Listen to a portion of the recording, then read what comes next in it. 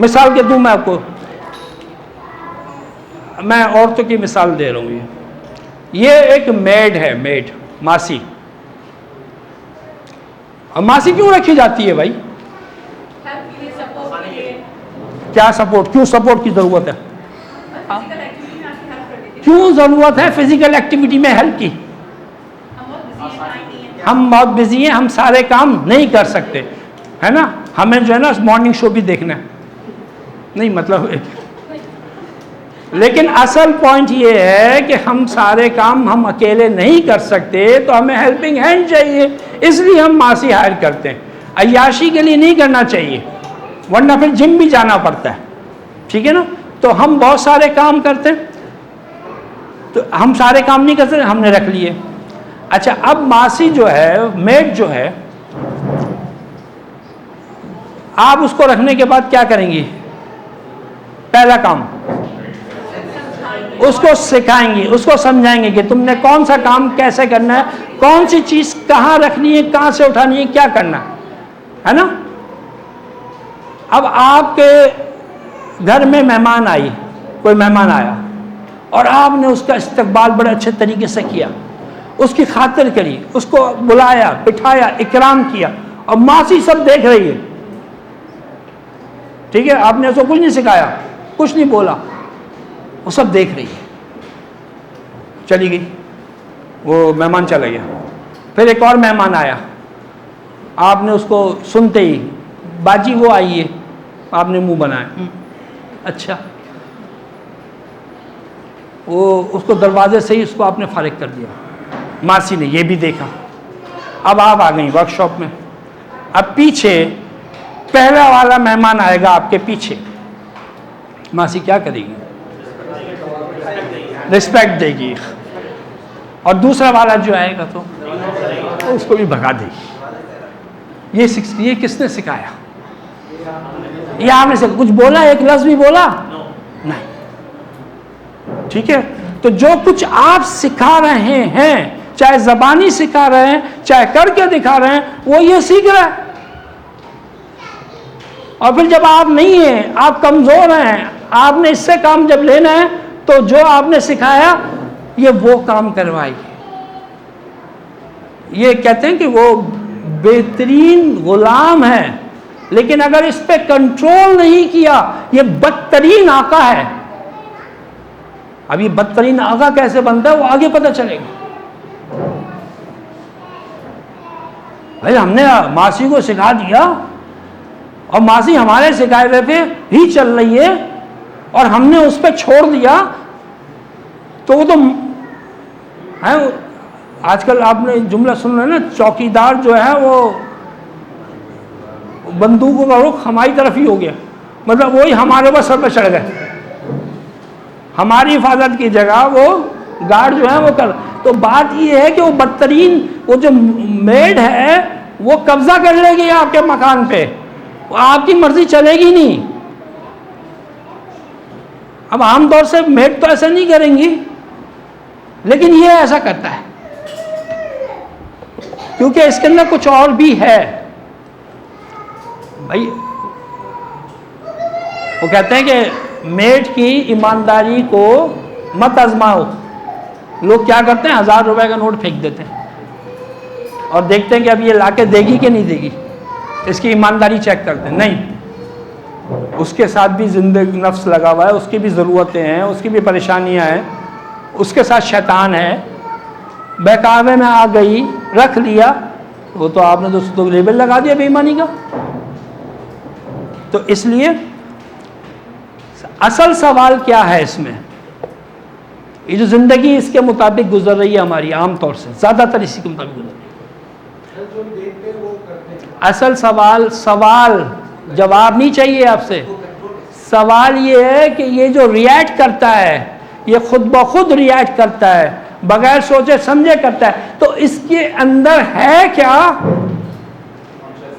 इसके अंदर क्या चीज आती है? स्टोरेज क्या है? ये इसकी स्टोरेज क्या है जो ये रिएक्ट करता है? ये सवाल है। मैं सवाल करें, सवाल जवाब देने के लिए मैं यहाँ पे आया हुआ हूँ।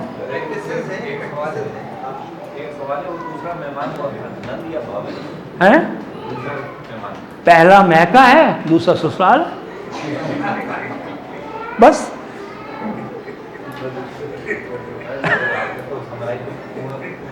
आप यही सुनना चाह रहे थे ना? आप जो नहीं बोल सकते आप उससे क्या बातें?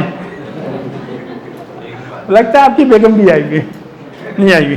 अच्छा चलें, आइए अब असल बात ये है, सवाल ये है कि इस सब कॉन्शियस के अंदर क्या चीज है जो ये रिएक्ट करती है?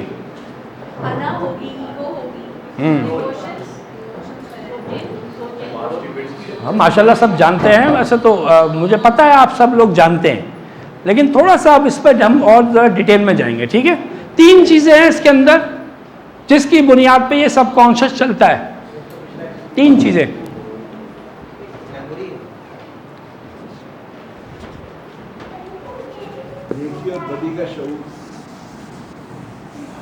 जी जी बोलते हैं ना जब तक मैं नहीं बोल रहा। अच्छा है, दिमाग चल रहा है माशाल्लाह, ज़बरदस्त। हाँ हाँ बोले, ठीक है ठीक है ठीक है, बोले, बिल्कुल बिल्कुल बिल्कुल सब बोले, सही है। 3 चीज़ें हैं। नंबर 1,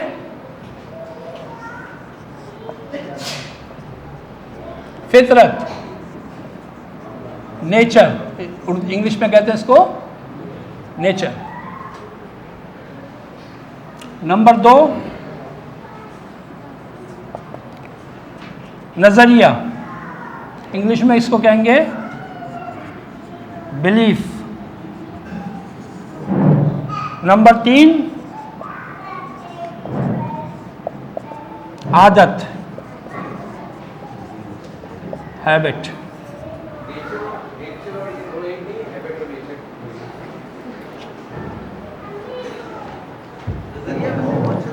आदतें बनाई जाती हैं, फितरत का हमारा कोई काम नहीं है, इख्तियार नहीं है, ये फितरी है, बिल्ट इन है।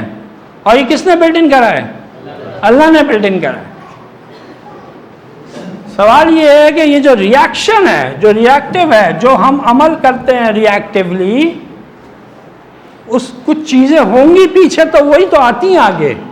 तो वो क्या है? वो 3 में से एक है। ये तीनों हैं, या 3 में से कोई एक आगे आती है, ठीक है? व्हाट इज फितरत? फितरत क्या है? जैसे बिल्ट इन है, अल्लाह ताला ने बिल्ट इन करा हुआ है, उसमें किसी इंसान का कोई कंट्रीब्यूशन, दखल नहीं है। जैसे जब बच्चा पैदा हुआ तो पहला काम वो क्या करता है? रोता है, और अगर ना रोए तो नर्स ने एक पीछे से लगाना है ना, रुलाने के लिए। तो ये रोना जो है उसको किसी ने सिखाया है क्या? नहीं।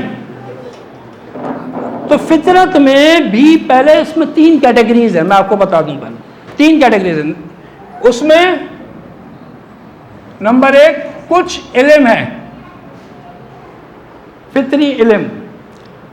कुछ फितरी अमल है। और तीसरा, जितने भी जज्बात आप जानते हैं, जज्बे, वो सब है।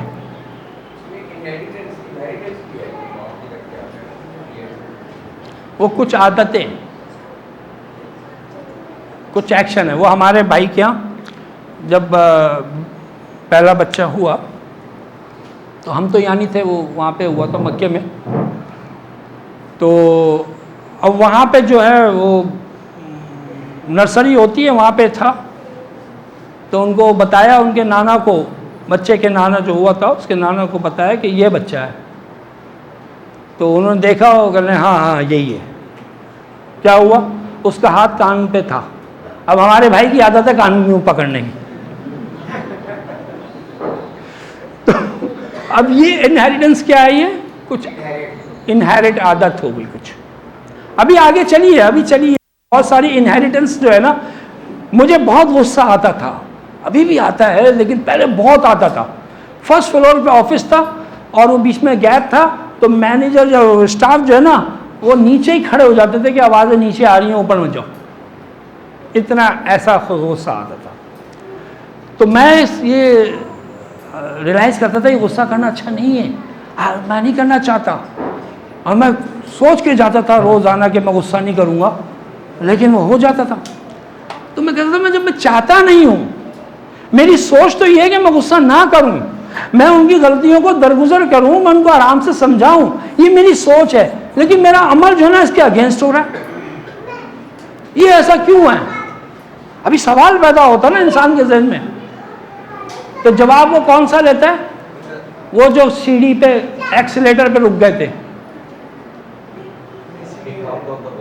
जितना अपने पास इल्म होता है उसी में से जवाब लेता है वो भाई। अब एक बच्चा 10 साल शायद मैंने सुनाया था आपको, उसकी माँ लेके आई कि ये खुदकुशी करना चाह रहा है,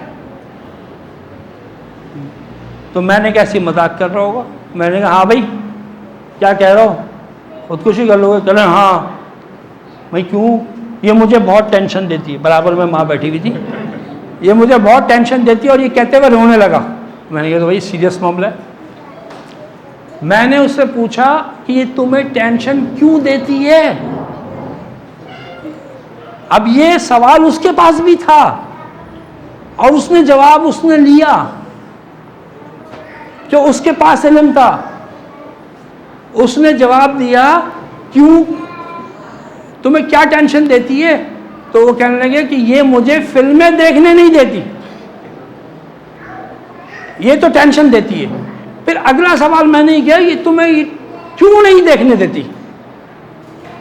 अब ये सवाल उसके पास था कि क्यों नहीं देखने दे रही, उसके बाद जवाब ये था क्योंकि वो जो है ना इंडियन होती हैं, इंडियन फिल्म नहीं देखने देती। जैसे आजकल ये मैकडोनल्ड खाने नहीं देती, क्यों नहीं देती? ये यहूदियों का है, यूं समझ लें आप, तो वो इंडियन है इसलिए देखने नहीं देती। तो ये जो जवाब होता है वो अपने आदमी इल्म के मुताबिक होता है। तो मेरे पास सवाल आया कि जब मैं गुस्सा नहीं करना चाहता फिर मैं क्यों कर रहा हूं?